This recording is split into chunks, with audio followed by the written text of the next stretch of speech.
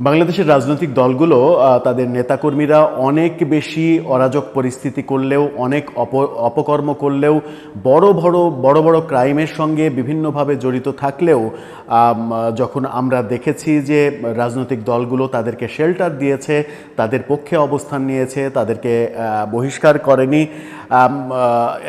সর্বশেষ যে নতুন তৈরি হওয়া দল এনসিপির নেতা সরোয়ার তুষারকে তারা 2 মাস আগে শোকজ নোটিশ দিয়েছিল। 2 মাস পরে কোনো কারণ ছাড়াই তার শোকজ নোটিশ উইথড্র করে তাকে দলীয় কর্মকাণ্ডে আবার সংযুক্ত করা হয়েছে। তার মানে হচ্ছে যে দলগুলো আগে যেভাবে কর্মকাণ্ড করত, এখন নতুন রাজনৈতিক বন্দোবস্তের স্বপ্ন যারা দেখাচ্ছে তারাও যখন ঠিক একইভাবে তাদের গুরুত্বপূর্ণ নেতাদের আগলে রাখার পদ্ধতিতে এগোচ্ছে, তখন বিএনপি একেবারে উল্টো পথে হাঁটলো, ভিন্ন পথে হাঁটলো। কিছুক্ষণ আগেই আমরা একটা ভিডিওতে বলেছিলাম যে বিএনপি নেতা বীর মুক্তিযোদ্ধা ফজলুর রহমান তার শোকজ নোটিশের জবাব দিয়েছেন।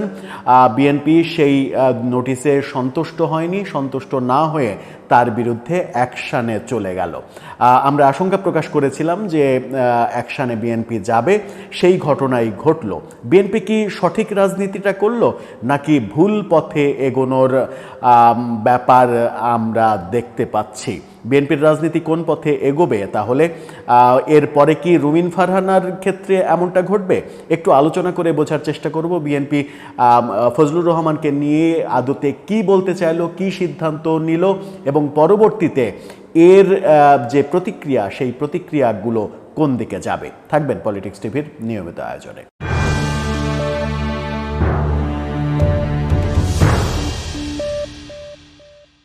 দর্শক, বলছিলাম বিএনপি নেতা ফজলুর রহমানকে শোকজ করা হয়েছিল, শোকজের জবাব তিনি দিয়েছেন। এবার বিএনপির তরফ থেকে জানিয়ে দেওয়া হলো তার শোকজের জবাবে বিএনপি সন্তুষ্ট হয়নি, সেই কারণে 3 মাসের জন্য তাকে বহিষ্কার করে দেয়া হলো।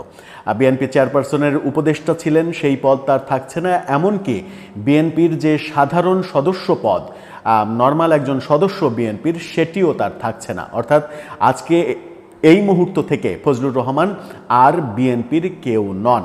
আগামী 3 মাস অন্তত তিনি বিএনপির আর কেউ নন, তেমনটাই চিঠির মাধ্যমে জানিয়ে দেয়া হলো। 3 মাস পরে বিএনপি যদি মনে করে যে তাকে দলে তারা ফিরিয়ে নেবে, তাহলে পরবর্তী আদেশ তারা দেবে।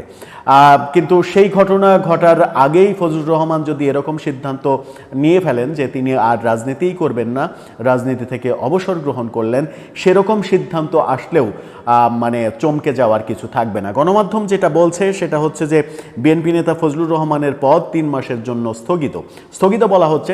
মানে যখন আপনি পদ স্থগিত করবেন, তিনি যে দায়িত্বে আছেন সেই দায়িত্বের জায়গা থেকে তাকে তার পদ স্থগিত করতে পারেন। অর্থাৎ চেয়ারপারসনের উপদেষ্টা আছেন, সেই পদ স্থগিত করলেন। কিন্তু যখন আপনি সদস্য পদও খারিজ করে দেবেন, তখন আর সেটাকে স্থগিত বলা যাবে না। শাব্দিক মারপ্যাচে স্থগিত শব্দটা ব্যবহার করলেও আদতে ব্যাপারটা বহিষ্কারই হয়ে যায়, কারণ তার সাধারণ সদস্য পদ আর নেই। প্রাথমিক সদস্য পদ সহ সব পর্যায়ের পদ তার নেই, সেই ঘোষণাটা দেয়া হয়েছে।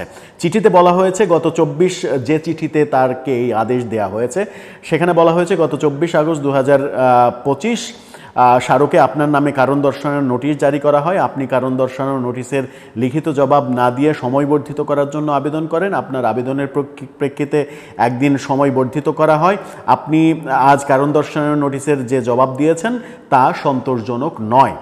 এতে বলা হয়, তথাপিও বীর মুক্তিযোদ্ধা হিসেবে মুক্তিযুদ্ধে আপনার অবদান বিবেচনা করে কঠোর সাংগঠনিক ব্যবস্থা গ্রহণ না করে আপনার দলীয় প্রাথমিক সদস্য পদ সহ সব পর্যায়ের পদ 3 মাসের জন্য নির্দেশক্রমে স্থগিত করে দেয়া হলো। চিঠিতে আরও বলা হয়, এখন থেকে আপনি টকশো বা সামাজিক যোগাযোগ মাধ্যমে কথা বলার সময় দেশের মর্যাদা ও দলের নীতিমালা যাতে ক্ষুণ্ণ না হয় এবং দেশের জনগোষ্ঠীর ধর্মীয় অনুভূতিতে আঘাত যেন না লাগে, সে বিষয়ে সদা সতর্ক থাকবেন।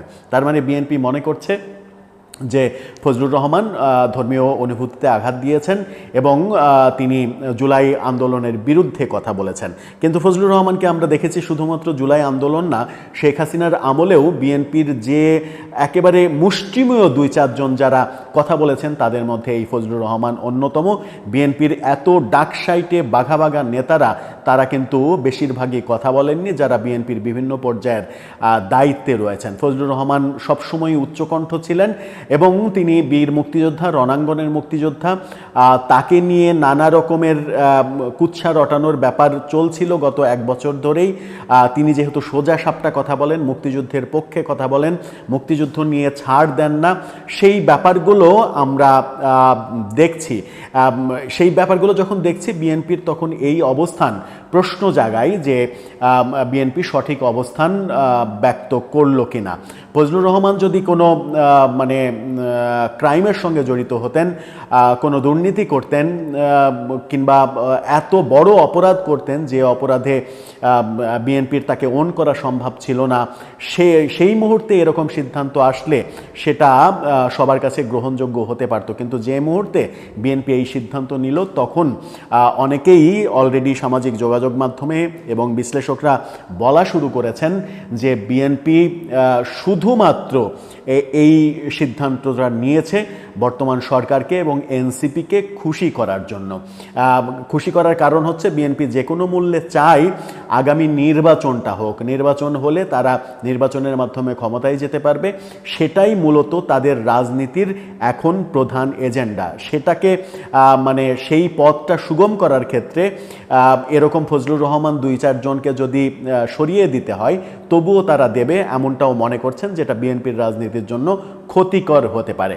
আবার রুমিন ফারহানাকে নিয়ে নানা রকমের ব্যাপার স্যাপার চলছে, যেটা 2 দিন থেকে আরও বেশি হয়েছে। এরপর কি বিএনপি রুমিন ফারহানার বিরুদ্ধেও অ্যাকশানে যাবে? যে রুমিন ফারহানাকে আমরা সব সময় সোচ্চার কণ্ঠ দেখেছি। প্রশ্নগুলো জাগেই, এবং প্রশ্নগুলো জাগে তখন যখন বাংলাদেশের রাজনীতি নিয়ে নানাজন নানা ধরনের কথা বলছেন যে বাংলাদেশের রাজনীতি আসলে একটা সার্কাস। এই সার্কাসের প্যান্ডেলে কখন কি হবে সেটা বলা খুব কঠিন কাজ। এখন ফজলুর রহমান কি করবেন? এখন যেটা তার এই ব্যাপারে আগের ভিডিওতে আমরা বলেছিলাম যে বিএনপি সম্ভবত তাকে বহিষ্কারের পথেই যাবে, সেই পথেই বিএনপি হাঁটলো। সেটা 3 মাসের জন্য হলেও তাকে তার সমস্ত সদস্য পদ কেড়ে নিল। এখন ফজলুর রহমান যে পথে যাবেন সেই পথটা কি এমন যে তিনি রাজনীতি ছেড়ে দিলেন, রাজনীতি থেকে অবসর গ্রহণ করলেন এবং বিএনপির রাজনীতি কেন কোনো রাজনীতি আর করবেন না এরকম ঘোষণা যদি দিয়ে ফেলেন, তাতে কি অবাক হওয়ার কিছু থাকবে? দর্শক, আপনার কি মনে হয়? আপনার মতামত জানিয়ে লিখতে পারেন আমাদের কমেন্ট বক্সে।